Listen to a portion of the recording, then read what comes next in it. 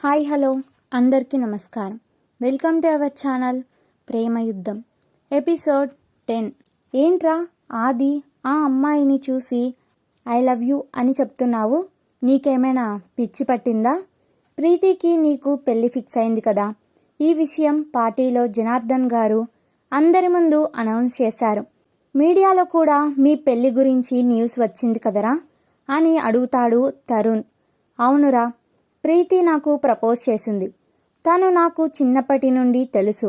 నా గురించి అమ్మ గురించి తెలిసి కూడా నన్ను ప్రేమించింది. కానీ తనను చూసినప్పుడు నాకు ఎలాంటి ఫీలింగ్స్ కలగలేదురా. కానీ ఈ అమ్మాయిని చూశాకే అర్థమైంది ప్రేమ అంటే ఆ ఫీలింగ్ ఎలా ఉంటుందో. ప్రీతితో నేను మాట్లాడుతాను, తనని కన్విన్స్ చేస్తాను అని ఆదిత్య అంటాడు.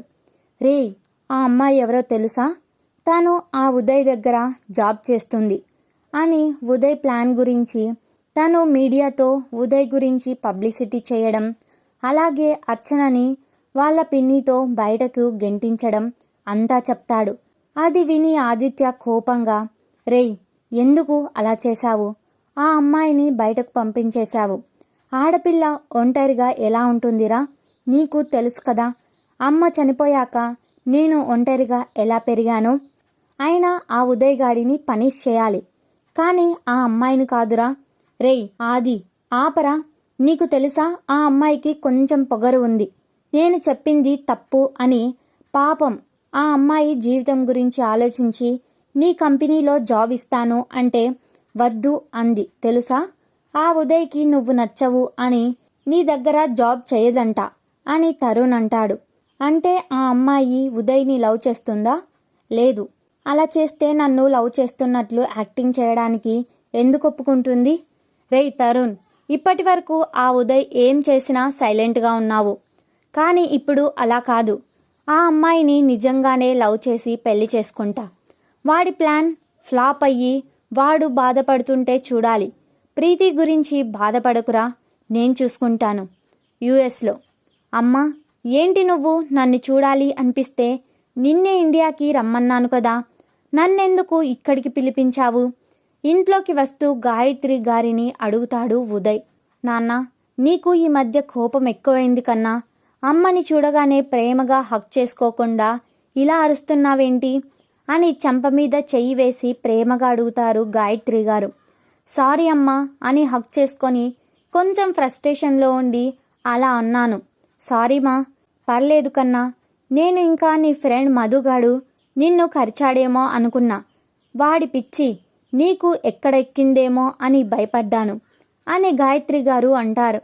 ఉదయ్ నవ్వుతూ, అమ్మా నేను వాడిని ఇంకా చూడనే లేదు. ఎక్కడమ్మా వాడు? ఎయిర్పోర్ట్కి కూడా రాలేదు. రాలేదా?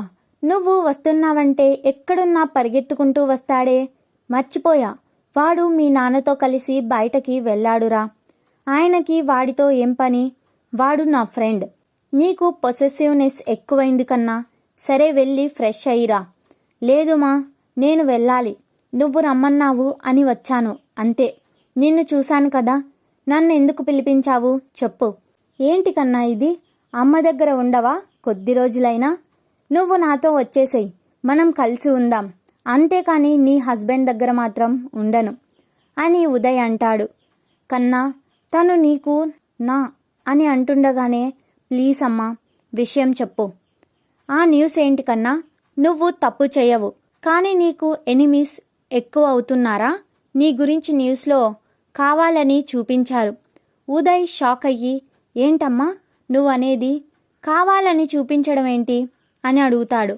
అవును కన్నా, ఇక్కడ ఉన్న నాకు తెలిసిన విషయం నువ్వు తెలుసుకోలేకపోయావా? అస్సలు నువ్వు ఎందుకు ఇలా అయ్యావు? నీ తెలివితేటలు అన్నీ ఏమైపోయాయి? ఏదో విషయం గురించి ఆలోచిస్తూ నీ చుట్టూ జరిగేదాన్ని పట్టించుకోవట్లేదు. అవును, కావాలని మా పరువు పోవాలి అని ఈ న్యూస్ స్ప్రెడ్ చేశారు. ఒక్కటి ఆలోచించవా కన్నా? అది నీ కార్ అని వాళ్ళకి ఎలా తెలుసు? ఎవరైనా చూసినా కార్ రిపేర్లో ఉందేమో అనుకుంటారు తప్ప లోపల మనుషులున్నారు అని వాళ్లకు ఎలా తెలిసింది చెప్పు?